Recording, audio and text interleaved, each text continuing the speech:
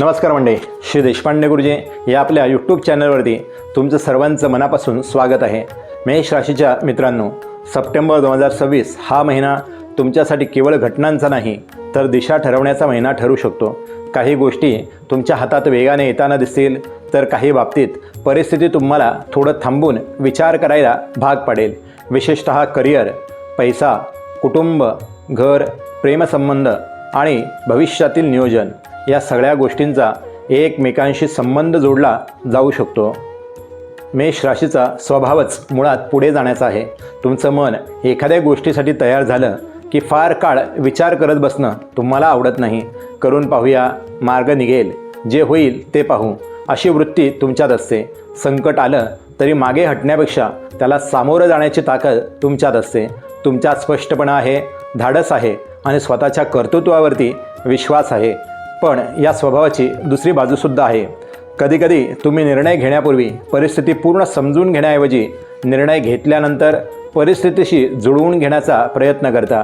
राग पटकन येतो, एखादी गोष्ट मनासारखी झाली नाही तर अधीरता वाढते आणि समोरच्याने तुमचं म्हणणं समजून घेतलं नाही तर ठीक आहे, मला काहीच फरक पडत नाही असं म्हणत तुम्ही पुढे जाता।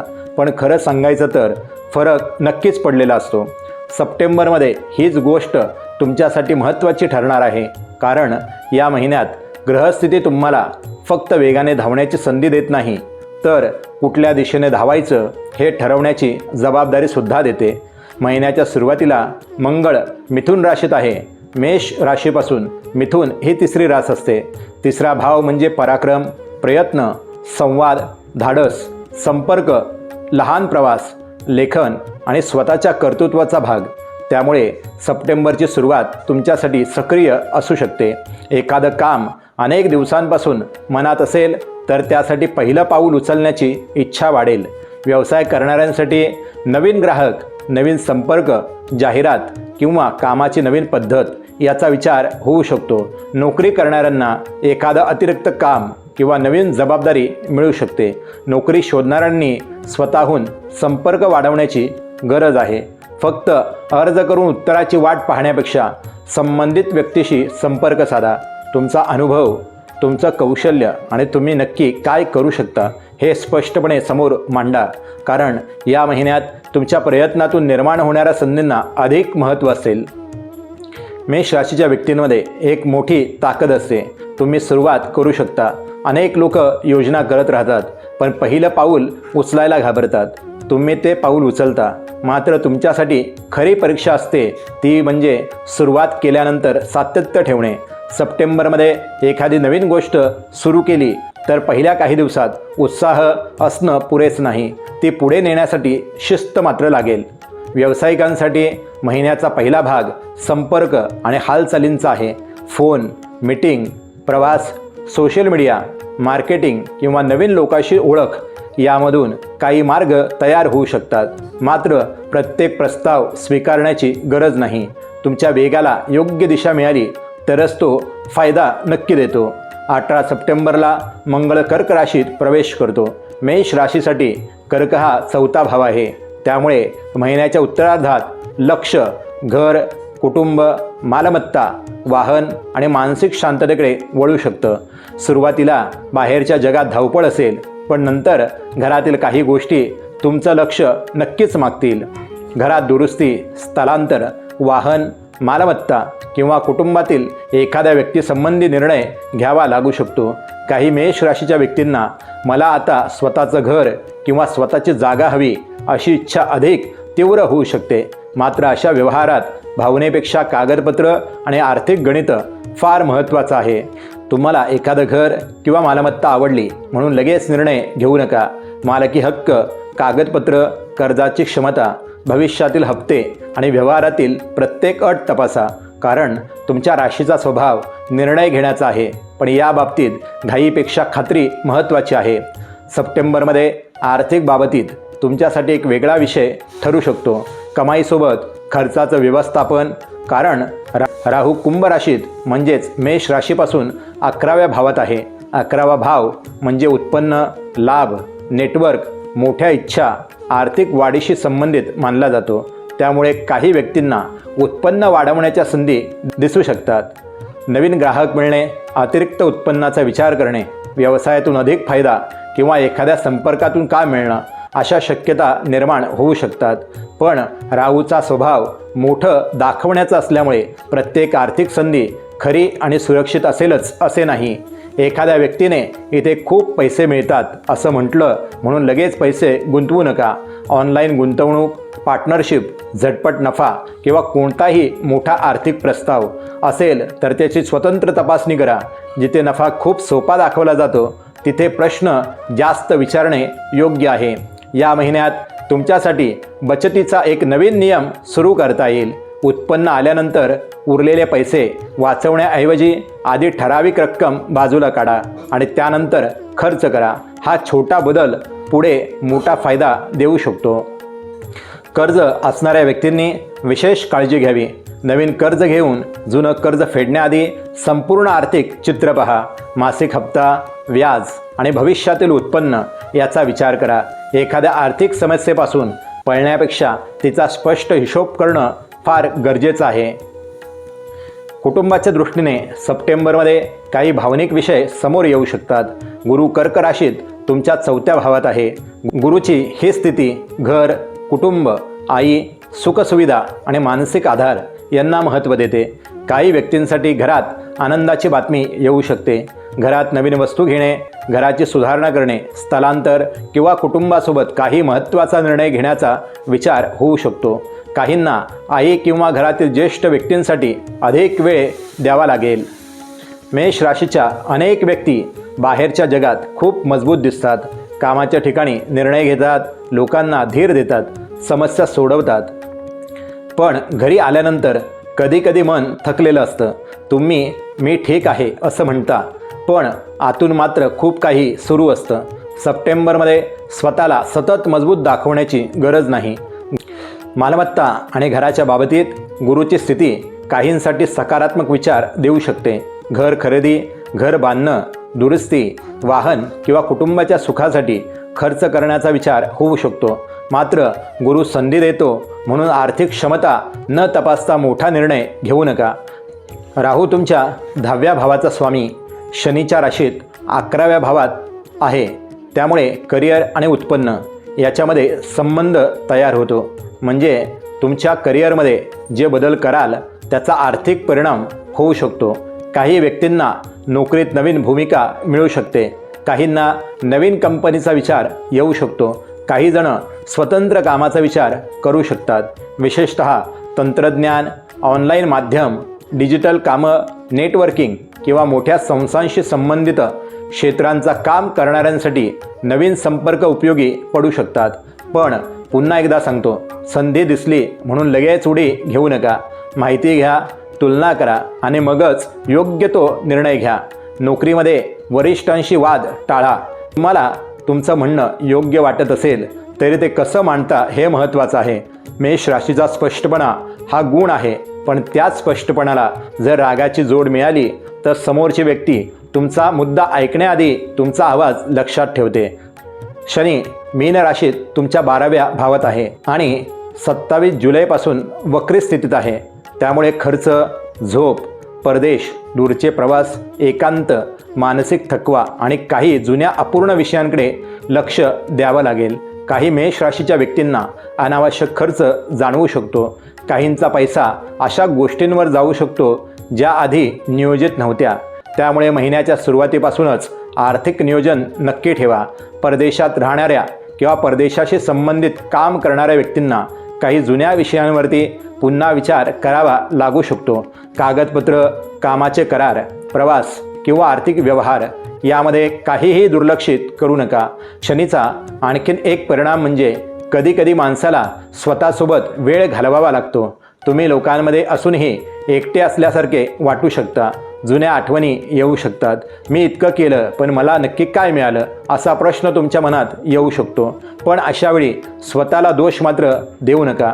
आयुष्यात प्रत्येक गोष्टीचा परिणाम लगेच मिळत नाही.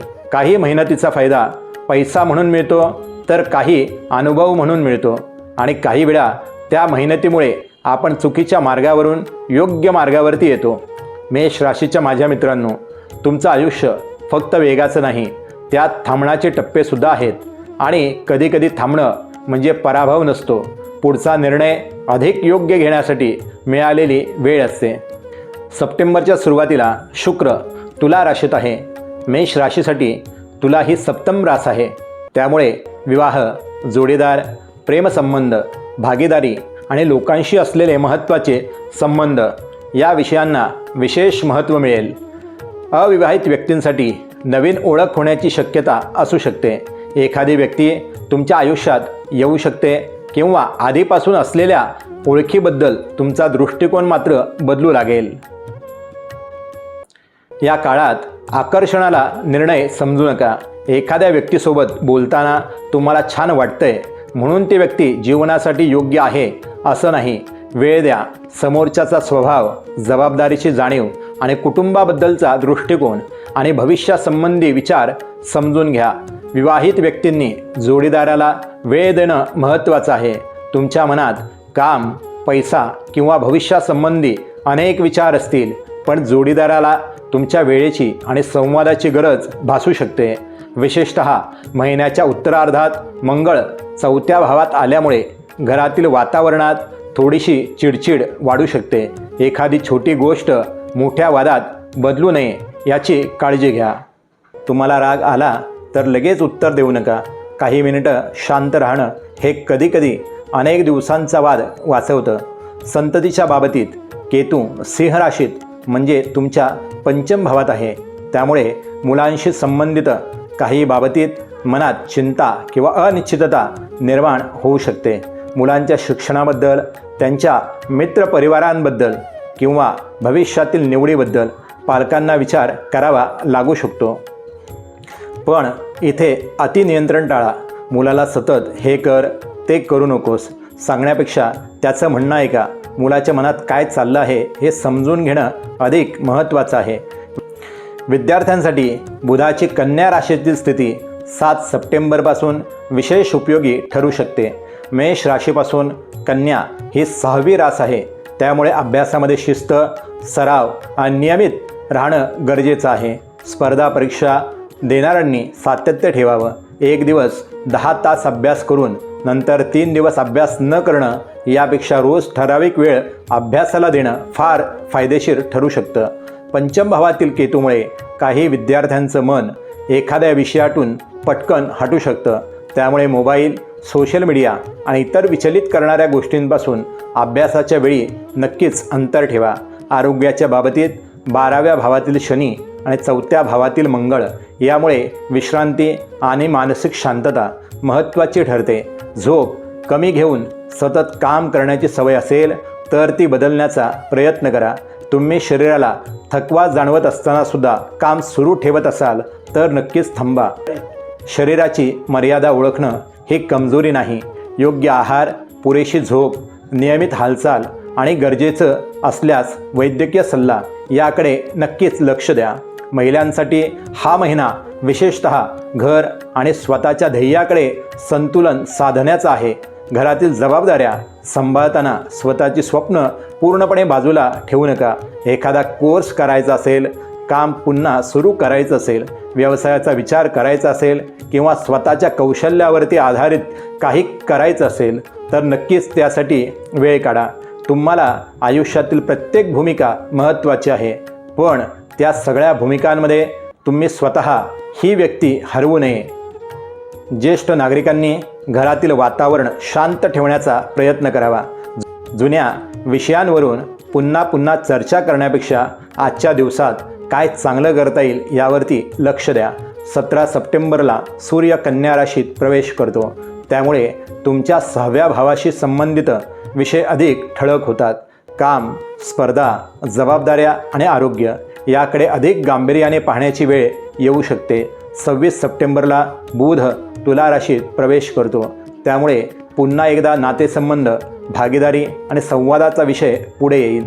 एखादा वाद मिटवायचा असेल तर हा काळ त्या संवादासाठी नक्की वापरा. 26 सप्टेंबरची पौर्णिमा देखील मनात साचलेल्या भावनांना बाहेर आणू शकते. काही नात्यांबद्दल स्पष्टता मिळू शकते. एखाद्या व्यक्तीबद्दल तुम्ही आत्तापर्यंत जे गृहीत धरत होतात ते चुकीचं किंवा अपूर्ण असल्याचं जाणवू शकतं. म्हणून महिन्याच्या शेवटी मोठे निर्णय घेताना भावनेपेक्षा वास्तव नक्की तपासा. एकंदरीत पाहता मेष राशीसाठी सप्टेंबर 2026 हा प्रयत्न, संबंध, आर्थिक शहाणपण आणि घरातील स्थैर्य याचा समतोल साधण्याचा काळ आहे. महिन्याच्या सुरुवातीला तुमचा वेग जास्त असेल. मध्यावर पैसा आणि काम याबाबत काही निर्णय घ्यावे लागतील आणि उत्तरार्धात घर, कुटुंब आणि मनशांती या गोष्टी अधिक महत्त्वाच्या होतील. तुमच्यासाठी या महिन्याचा सर्वात मोठा फायदा म्हणजे स्वतःहून संधी निर्माण करण्याची क्षमता आणि सर्वात मोठी काळजी म्हणजे घाईत घेतलेला निर्णय. म्हणून या महिन्यात 3 गोष्टी नक्की करा. बोलण्याच्या आधी विचार करा, पैसे वापरण्याआधी हिशोब करा आणि निर्णय घेण्याआधी पूर्ण माहिती घ्या. आणि मेष राशीच्या मित्रांनो, शेवटी एक गोष्ट मनापासून सांगतो, तुमच्यापैकी अनेक लोकांनी आयुष्यात अनेक वेळा शून्यापासून सुरुवात केली असेल. काहीतरी बिघडलं, पुन्हा उभं राहिलात. एखाद्या व्यक्तीने साथ सोडली तरी तुम्ही स्वतःला सावरलं.